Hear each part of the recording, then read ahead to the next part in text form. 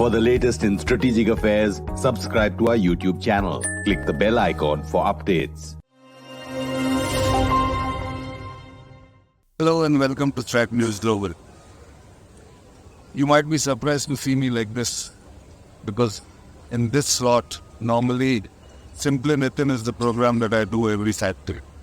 But this week, we bring to you a special discussion between my colleagues Surya Gangadharan and Chaitanya Giri on a potentially new space partnership between BRICS nations and the new entrants in the BRICS grouping. Go watch. I'll be back next week. I'm Nitin Go.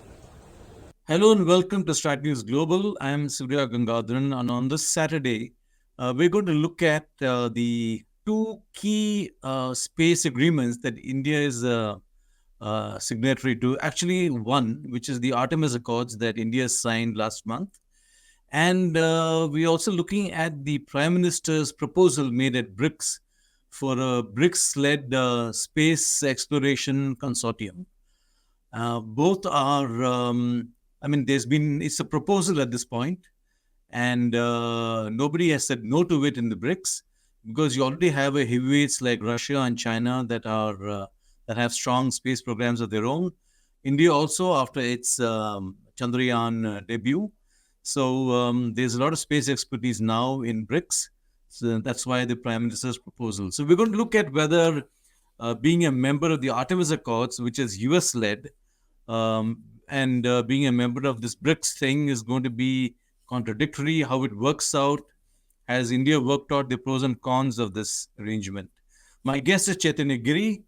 In fact, he's the one who actually raised this whole thing about how India is going to deal with, two different space regimes and how they're going to work. So, Chaitanya, welcome, and let's have your thoughts on this entire Prime Minister's proposal, since it is the most recent of Planetary Exploratory Consortium. What's your view on that? Just before the summit began, we did a show on Interstellar where we interviewed the Director of International Cooperation Division of Department of Science and Technology, Dr. S.K. Varshney. And in that, or while contemplating to interview him, we had got an inkling that there is some big announcement happening at the BRICS forum. Our hunch was that there could be an announcement related to a BRICS telescope, and our hunch was absolutely right because Dr. Varshney validated it because he is in the thick of the action when it comes to diplomacy related to astronomy. So sometime back in 2014, 2015, that time frame, the BRICS group sort of was exploring what is to be done next after having formed this particular multilateral. And there should be some element of science. So they created a working group for scientific cooperation. And as part of that working group, they created something known as the BRICS Astronomy Group, where astronomy became one of the key elements of scientific cooperation between these countries. Now, one would ask, why astronomy? And the reason for that was, if you comparatively look at the geographies of the core BRICS countries, let's not go into the expanded BRICS now, but the core BRICS countries, Russia is a massive geography, so is China, so is India, so is Brazil, and so is South Africa. Look at these five. Two of them are really big in the Northern Hemisphere. We are big in the Northern Hemisphere, but we are slightly tropical in our location. You have South Africa, massive expanse, deep down south. You don't have countries as south as South Africa on this planet. And then you have Brazil in South America. So this geographical expanse is of great, and the locations, both in the southern and northern hemisphere, as well as eastern and western hemisphere. Mm-hmm. This is of great importance for astronomy because the northern sky and the southern sky is completely different. So the consortium or this particular group, the BRICS Astronomy Group, they decided that, hey, at first, let's decide to share astronomy data that is coming out of our observatory. Right? Each of these countries have their own set of observatories. The exchange of data sets began, and it's a rich data set because all these observatories are looking at the skies at different wavelengths, because not all of them are same kind of astronomy telescopes. Some of these ground-based telescopes are looking in the infrared region, in the near infrared, UV, visible.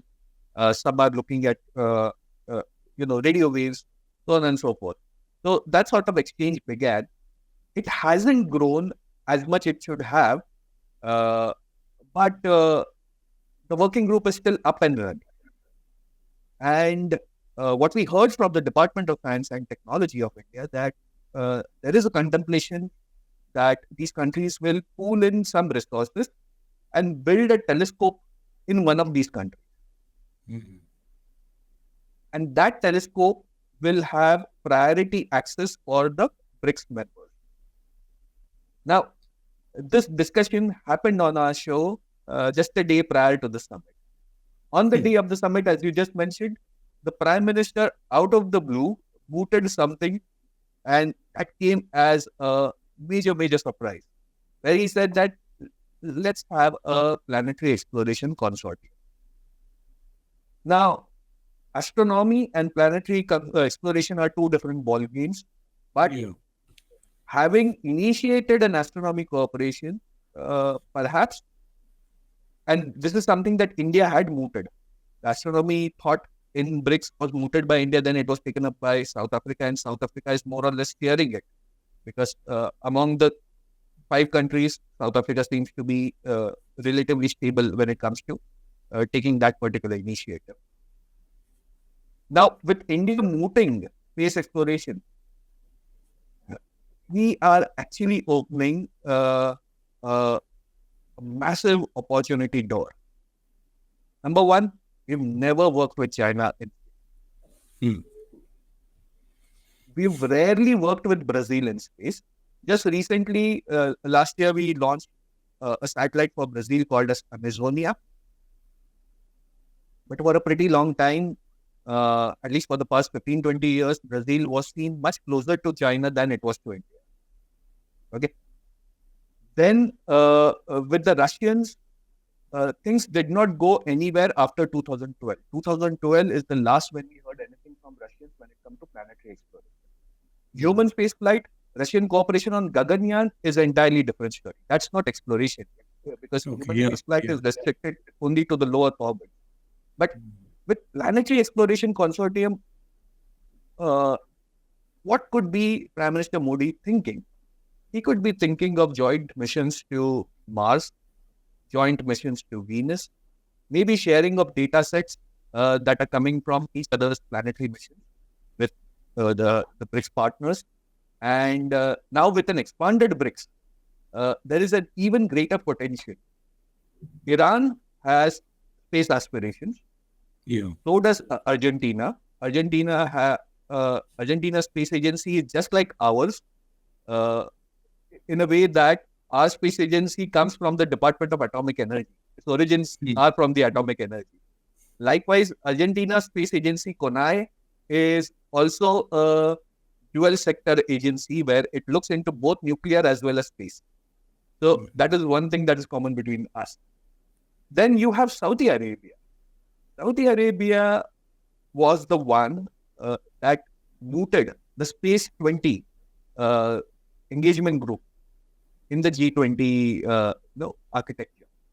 So it was during their presidency in 2020, in the thick of COVID, nobody went to Saudi Arabia, but the entire summit was online, as well as all the engagement group meetings.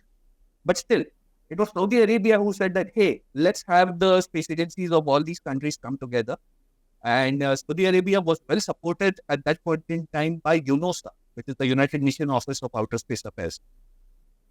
Then you have United Arab Emirates. It has been to moon. Like Chandrayaan 2, it has had that the minor failure when it came to mishap, when it came to landing. Then it had a mission to Mars. UAE has major space aspiration. It has a strategy for exploration of Mars in place. Okay. So even the new members are aspirational. They have the resources, they have the talent pool, they have the monetary pool. You can't deny that for Saudi Arabia and Yeah, Iran. you can't deny that. For UAE, so they have the money to execute these kind of projects.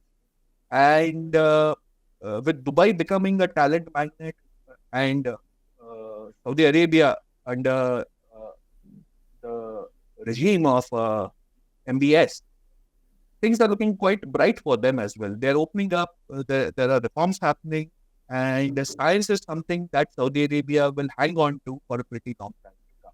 So they are, shedding away the skin of the yesteryears, and they are looking towards modernity. And for all these countries, modernity means space exploration. So I think it's a very timely proposal that our Prime Minister has mooted. And as you rightly put, nobody has said no. Nobody has said yes. And when nobody has said no, you have to take it as an affirmative. So there will be a lot of thought and deliberation. And I think this will come up successful. So Saudi Arabia and the UAE, they have pots of money. Okay, they have aspirations. Do they have the scientific and technical manpower, expertise, to build on their aspirations? So this is what I foresee for these two countries at least. Unfortunately, not for Iran, but for at least for these two countries. They will become increasingly cosmopolitan. They will attract talent from all over the world. The reforms that Saudi Arabia has undertaken are for strategic reasons. These are not whims and fancies. These are very well calculated, meticulously calculated decisions. And Saudi Arabia wants to go into that post-oil and gas economic phase. And that's why it will be open to talent from everywhere. I am of the opinion that a lot of talent from India will flow in there. Other reason is something that, that's the danger, or we have oversupply of talent. So some of it can definitely migrate there easily. The way they have been migrating to the US, they have been migrating to Europe all this while, they might migrate to these countries. So that is number one. Number two is, now in this jigsaw puzzle, try to put in the Abraham Accords. Okay. So with the Abraham Accords, there will be again strategic partnership between the Israelis and the Saudis, the Israelis and the Emiratis, and that will also galvanize, the space sector in these countries. Now, mind you, space sector, as we are discussing, or as has been mooted through this consortium, is not about military or not about dominance. It is about going into space together. And that's why, if you see in the numerous statements that we've heard coming from Prime Minister, so recently, he's in Greece right now. He met during the BRICS summit in the bylines with the South African leadership, where he said that, look, Chandrayaan 3's achievement is an achievement of humanity. So this is actually sort of a much thought decision that we are opening up. We are thinking global. We are looking for partnerships, but we're not looking for partnerships for ISRO. We are actually thinking of partnerships for the entire Indian space ecosystem. So that includes the private sector, that includes and private sector not only in space, but private sector in all the ancillary industries. So be it semiconductors, electronics, be it specialty chemicals, advanced materials, so on and so forth, rocket engines. Our companies cannot depend on ISRO as its primary client. It has to go global. And perhaps that is the reason why Prime Minister has voted for the BRICS planetary exploration consortium. Very interesting. Now, let's come to the Artemis Accords and what proposal the P has made at BRICS. Are we, in a sense, also challenging the Artemis Accords? Are we telling the Americans that, okay, we are with you, but we got these guys also? I mean, this is something you talked about. And I gave more thought to it, and I then realized that let's not see this as a opponent to Artemis Accords, but let's look at it in this way. What was the opponent to Artemis Accord until day before yesterday? It was the China-Russia-led ILRS, International Lunar Research Station. With Prime Minister mooting this consortium, he's actually trying to tell the Russians that just expand your ambit. Don't restrict yourselves with the Chinese, because that is not going to take you anywhere.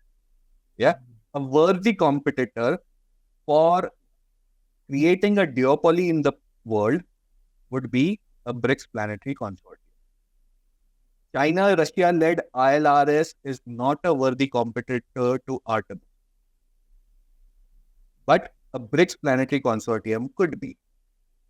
And fortunately, now that we have signed the BRICS Artemis Accords, and now that we have mooted this consortium, I think we have tremendous stakes in both the both camps.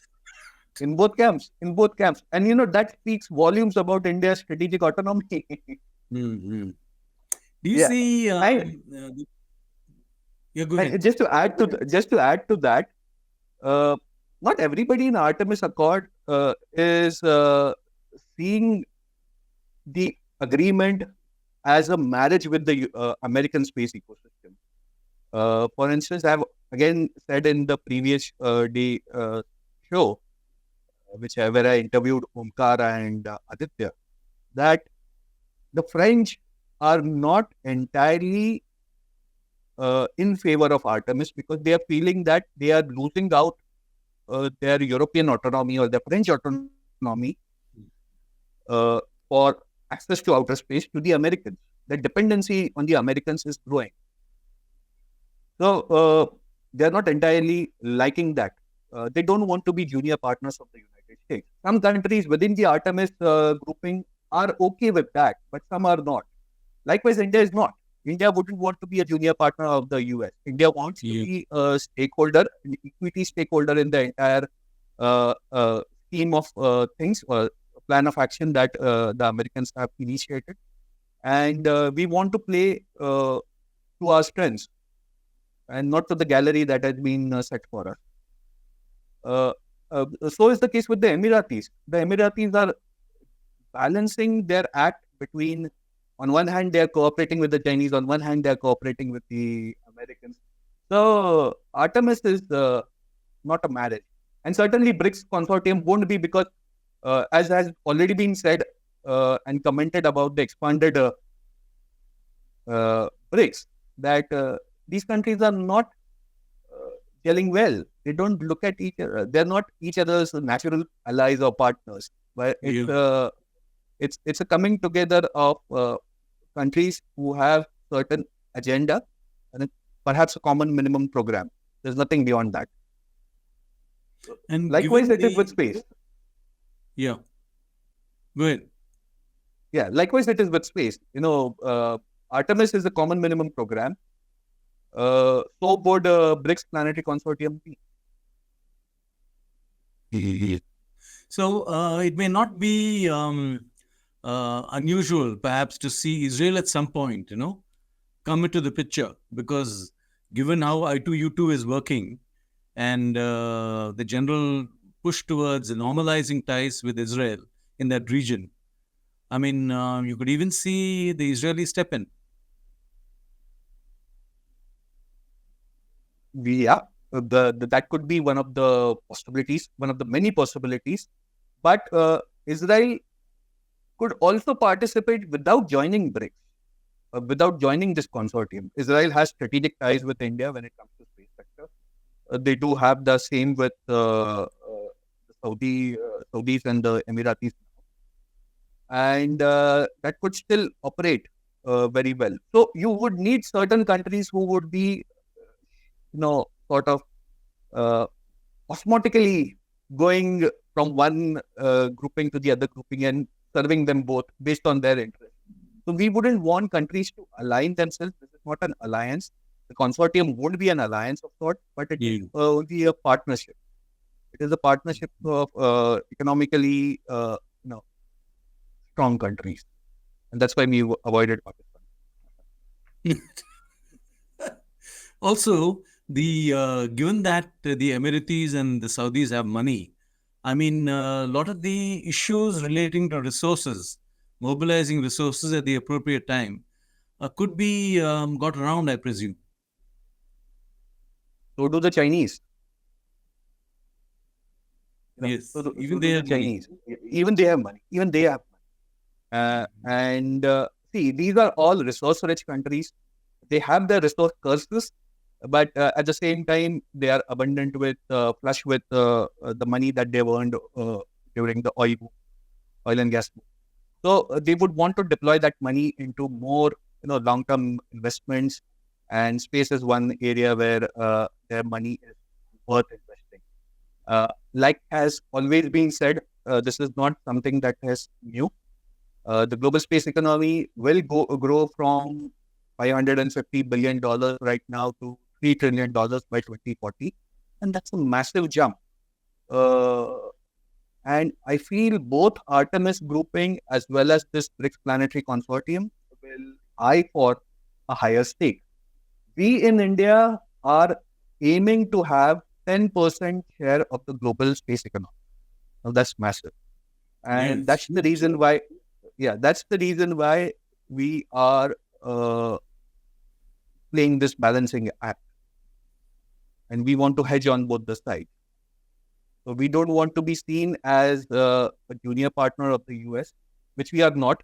And this is something that even the Americans know. So we'll work alongside the Artemis partners. We'll work along with this proposed grouping. But we'll have to nuance our approach to say the Artemis Accords has a certain way of looking at the moon, and they have certain stipulations there, that we have adhered to by signing the Artemis Accord. So how will that be seen, say, by countries like China and all, which have no stake in that? I mean, there's a bit of to be done. Yeah, well, so the Artemis bases itself on the Outer Space Treaty, and that is perhaps the most successful of the space treaties until now. And every country from both the groupings adhere to it. So it is futile to say that the Chinese don't adhere to the OST, which has been mentioned in the Artemis agreement. Mm-hmm. The Chinese way of looking at things has to be tempered, and perhaps with an expanded BRICS, perhaps with the killing of the ILRS. I don't see any future for the International Lunar Research Station. Perhaps they'll have to bring in all the BRICS partners and now the expanded BRICS partners into that ILRS program. Because otherwise there were no countries joining that particular multilateral. So it was just China, Russia, and Venezuela. What would Venezuela do? Yeah. So it didn't have any partners. So at least now with Prime Minister Modi proposing this, I think he's sort of alleviated Russia's worries, because even Russia doesn't want to be a junior partner of the Chinese. Mm-hmm. So this is something I believe President Putin might appreciate a lot. That he has been rescued from a precarious situation of being a junior partner, at least in space. So this the Chinese plan for this lunar thing encompassed what? A space station and training for astronauts and all that? So for now, it was fully robotic. They were aiming for robotic presence and dense robotic presence on the moon. So the idea was to send numerous spacecraft like Chandrayaan or even more intricate and complicated than Chandrayaan to the moon. And so that there is a communications infrastructure set up before Chinese and Russian citizens could go and set up their bases there. But however rich China is when it comes to the economy, however rich Russia is when it comes to their resources, they really don't have the necessary talent pool or the resource pool to really make this kind of mega project happen. So they needed partners. This is what Prime Minister has brought to the table, that look, you guys together won't suffice. Bring us in and we'll create a worthy competitor to the Arden. Oh, great. Somebody's thinking in government of India. I mean, you got to give them that credit. It's a great opening. It's a great opening. It is. Chaitanya, we're at the end of our time. So a lot of insight there. And let's see how this develops and how many people get onto the new BRICS Consortium. Looking forward to more news on that. Thanks very much, Chaitanya. We'll, of course, explore this round again. And for those of you who joined us on this conversation, do subscribe to our YouTube channel. Follow us on social media. Thank you very much. Good night.